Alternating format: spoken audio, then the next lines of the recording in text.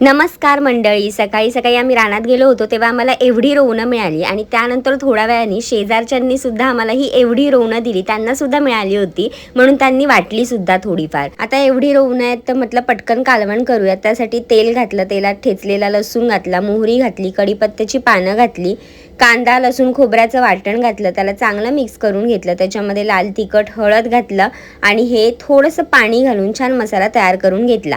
त्यानंतर मम्मीने रोवणं जी होती ती स्वच्छ करून ठेवली होती, म्हणजे ह्याला माती असते ती पुसून घेतली, थोडीफार धुवून घेतली स्वच्छ आणि मग अशी हातानेच तिने थोडंसं तोडून घेतली आणि त्याला मी आता ह्याच्यामध्ये घालते. ह्याच्यामध्ये थोडंसंच पाणी घालायचं कारण ह्याच्यामध्ये अंश असतो पाण्याचा, त्याच्यामुळे पाणी सुटतं, त्याच्यामुळे पाणी कमीच घालायचं. चवीनुसार मीठ आणि कोथिंबीर घालायची आणि हे चांगलं मिक्स करून एक 10 मिनिटं मस्त शिजवून घ्यायचं. हे पटकन शिजतं, जास्त वेळ लागत नाही, 10 मिनिटं पुरेशी होतात. हे मस्त शिजल्यावरती भाकरीसोबत भातासोबत कमाल लागतं.